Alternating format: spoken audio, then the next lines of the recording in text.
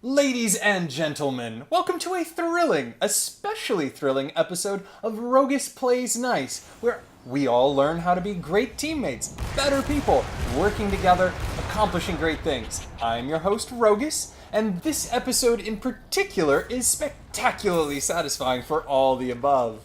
This is the episode where one of my buddies actually gets rank 1.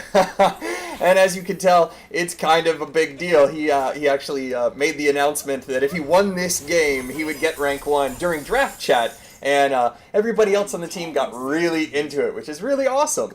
So let's check these things out. As you can tell, I was on blue team. So we've got, you know what, let's go down the blue team. We've got Nazebo, Tyrael, Jaina, Malfurion, and Murky versus Sylvanas, Hammer, Muradin, Lily, and Kael'thas. As you can tell, we've got, you know, what is this? One tank, one specialist, two specialists versus two specialists, one tank, you know, one heal, one DPS, like same thing. We're basically kind of mirroring, which is pretty cool. It's not quite an off tank on their red team. That Muradin is a full tank. Tyrael's a little bit of an off tank of sorts. Yeah, off to a good start here. Just a lot of early aggression, which is a lot of fun. You know, people just kind of pushing and hitting back instead of you know, kind of taking it slow. Yeah. They're noticing that that Hammer got well positioned and they came around behind. That was a brilliant move right there. One of the things that I want to highlight about this game is that as blue team we ended up just really gelling as a team and having a pretty extraordinary amount of cohesion where we just kind of like flowed together, knew where people were going, followed with them. Oh, Kael'thas got taken down here. You see, like, they started pushing, and some people came down to help. People are flowing between lanes, really making it work. Up here, yep, because that was that kill. So, you know, there's the enthusiasm. Jaina's all for it. Jaina's waiting for her moment, and bam, sees it coming. Malfurion trying to help, but oh, almost, yeah. He wasn't going fast. Nazebo and Tyrael doing a great job up here, just you know, kind of keeping the pressure on Sylvanas, who is really not very able to compete. Oh, look at Muradin going down. That was beautiful. I think even actually, I think it was Malfurion who got the killing blow there. That was awesome. You know, turning in, because that's, you know, mildly important. This is probably one of the maps where the objective is quote-unquote less important, but it's still very important. Oh, Sylvanas, that was rough. You know, it's not quite as huge of a deal to get the spiders. They're mostly a distraction. They're basically like, you know, slightly better mercenaries that you happen to get 3 full lanes of. So, no kidding. I mean, they're important, but they're perhaps less meaningful than, say, the Garden Terror or Sky Temple, these sorts of things. Oh, Murky died. Jaina is sad. Don't worry, kiddies. It all comes together in the end. And, yeah, actually, it comes together a lot sooner than that. We have a really spectacular time. Yeah, it goes very, very well for us, to say the least. We're up 3 kills to their .25. Sylvanas is going to make it out of that, but let's see how it goes down here. Jaina and Malfurion kind of putting some pressure. Oh, nice. Hammer covering for that turn-in. Murky still doing his thing. But, you know, it's true. Murky is not ideal for this map in a lot of ways because he dies so easily. I mean, that's pretty much his whole MO, that it's very hard for him to hold on to the whatever the spider coins, gems, I don't even know what they're called. But, you know, holding on to them and getting turn-ins is very difficult for Murky, and so he's somewhat susceptible to almost wasting a lane, in fact, actually, because, you know, a lot of the coins that he gets in his lane are going to end up, you know, just dying on the floor. But, never you mind, Murky is still an incredibly strong pusher, and like I said, the objective on this one, oh, nice, there we go, goodbye, Hammer. The objective on this one is slightly less important than on the other maps.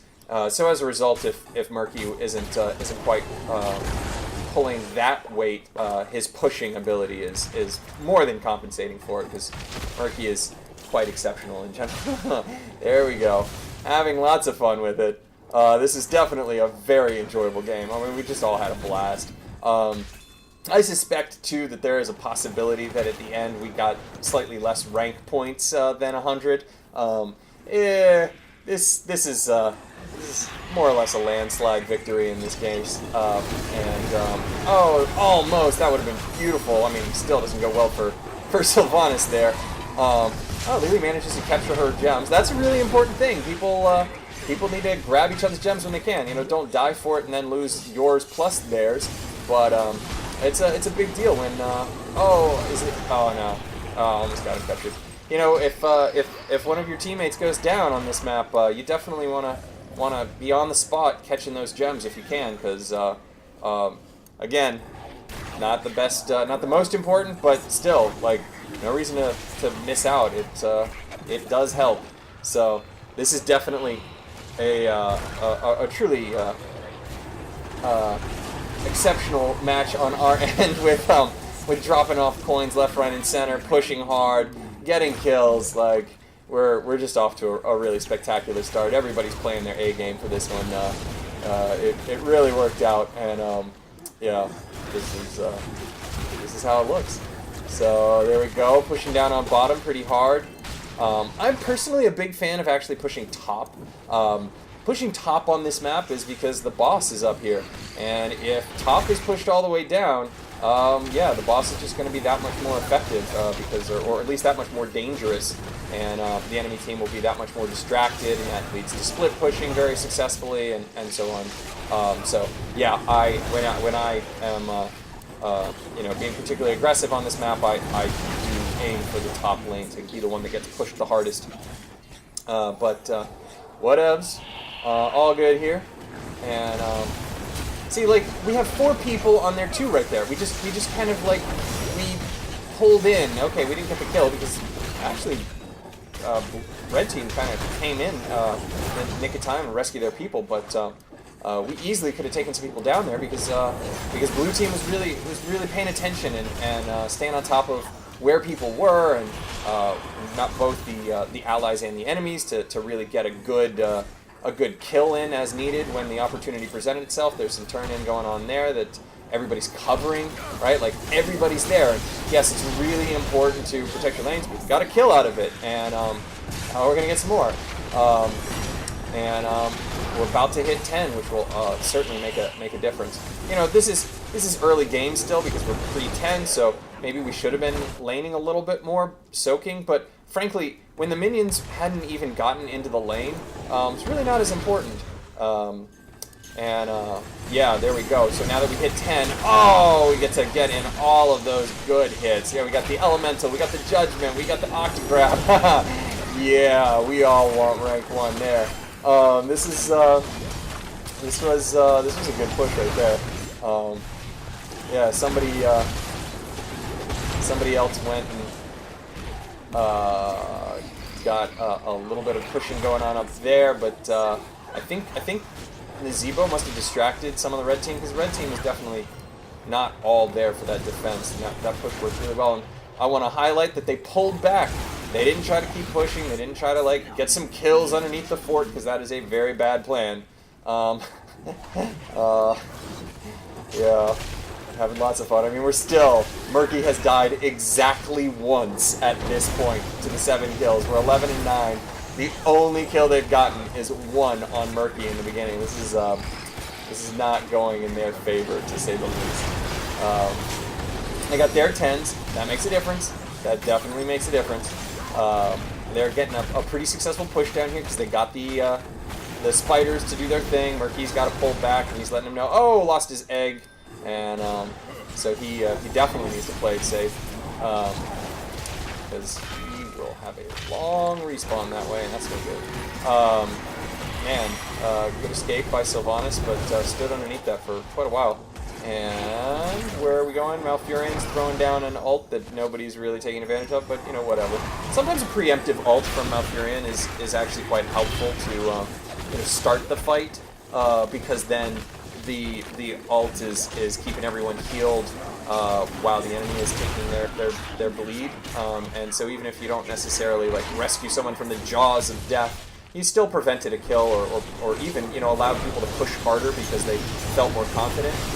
Not telling everyone to go do that, just saying it can work. Oh, look at that with the Octograb.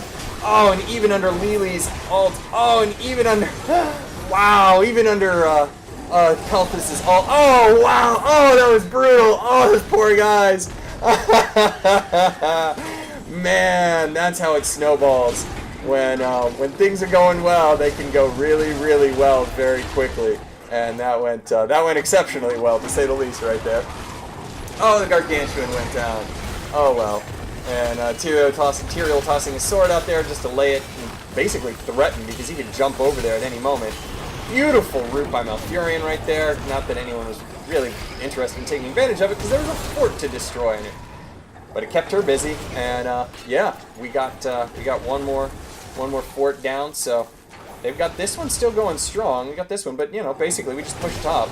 That's a good thing. And they actually have, wow, I didn't even realize they got the first fort between the two teams, so they didn't do too badly there. But I mean, again, 0.25 versus 10. I mean, a level and a half ahead. I've seen worse. I've certainly seen worse. They're doing a pretty decent job of laning and soaking and whatnot. Murky's getting that hit in there. Nobody's showing up. Oh, there we go. Jaina came in for the last hit, which was all we needed to finish that off. And Kael'thas is possibly going to go down for... Oh, no. Lily gets caught in that trap. Bam! Goes down. Kael'thas. Oh, man, Hammer. Oh, look at that explosion. That was actually pretty awesome. Oh, poor Muradin. Oh, he managed to get away, but his whole team is gone. And so this fort is going down. Yeah, we want to be rank 1. Uh-huh. Look at this. The enthusiasm is infectious. Everyone's having a great time. Well, except for Red Team, but you know, whatever. Hopefully they had a pretty decent time. They didn't do badly. They did not make like horrendous mistakes. Nobody was feeding. Nobody was like doing any like particularly egregious mistakes that were really blatant. You know, part of it may have been draft. Frankly, Hammer at this point in the game not so hot. Definitely needs some buffing. You know, in my opinion, some of these characters, like Jaina and Nazeebo, I think might be especially effective together. I don't know. Malfurion and Nazeebo is good with the whole root and then the wall. And I mean, even Tyrael is really great for both of those guys because Tyrael can throw his sword and slow them down, and then, you know, Jaina gets to drop the snow or blizzard, and Malfurion can root, and Nazeebo can throw things. So there's some synchronicity here between crowd control talents, but I mean, that's just crowd control in general, really.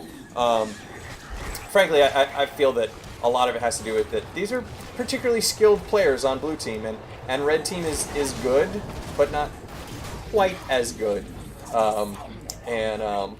It shows.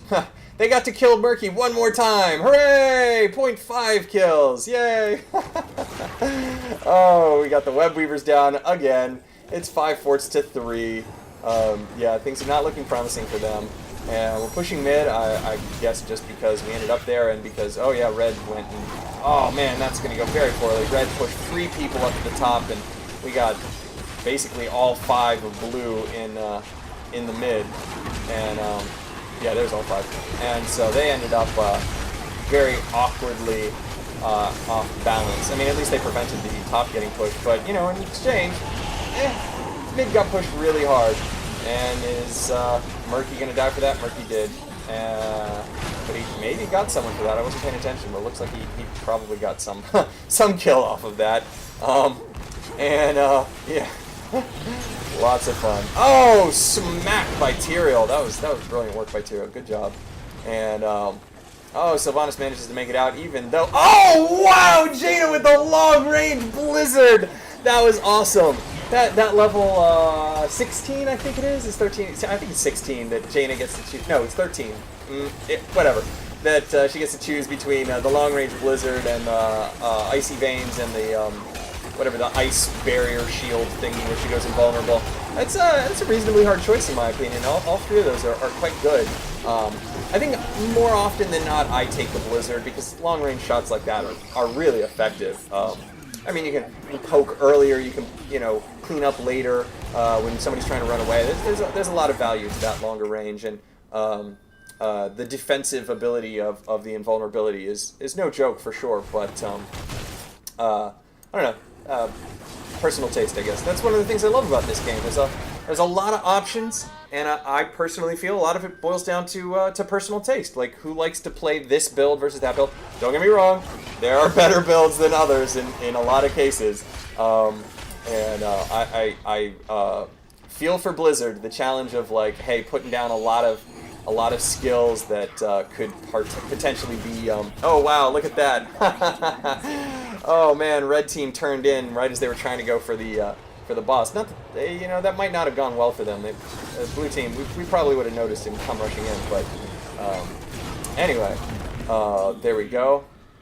That's going to be a pretty decent push right there in the middle. We got a genuine team fight going on. Oh, but Murky with the octograb in the middle. Oh, wow, Kael'thas going down. Murky died for it, but that's Murky's job, basically. And that was pretty beautiful work. Top is getting pushed by red, but, you know, red is down one. Murky is back already. This is not even anymore. And Malf lays that down. Again, missing most everyone because we all sort of separated. Oh, Tyrael getting that kill. Nobody else coming to help him. That's unfortunate. Oh, Murky came to help him. Nice job. That was awesome.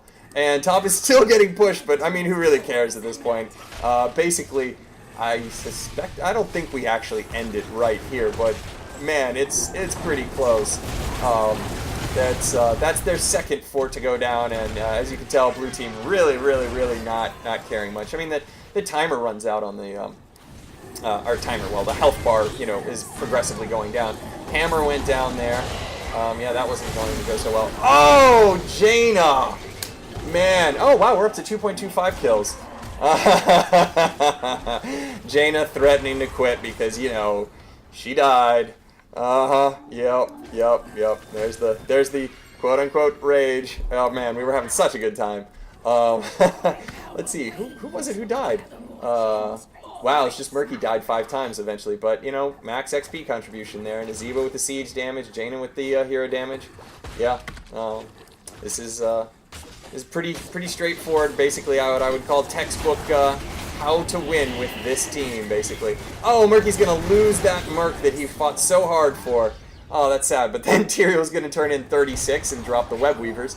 At this point, the Web Weavers are practically overkill. I mean, this is definitely gonna put a hurt on red, because now red's gonna have to defend. They're gonna get split up.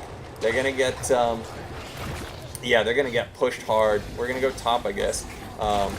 But they're going to be in trouble because they're going to have to split up to defend these Web Weavers that are going to push. I mean, surely this is the end game push, I would expect. I don't think we have any much more. Oh wow, Murky lost his egg.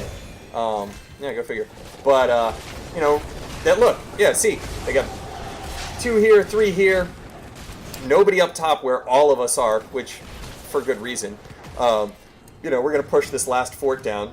They're defending, or we're defending the Web Weavers in the lanes that they didn't have anyone, so it looks like, oh wow, actually that went very differently than I expected. They managed to kill those so quickly, and now they're going to come around from behind. Lily is very intelligently getting that egg, although I wonder if Lily thought that somehow we could get the boss at this point. But yeah, no.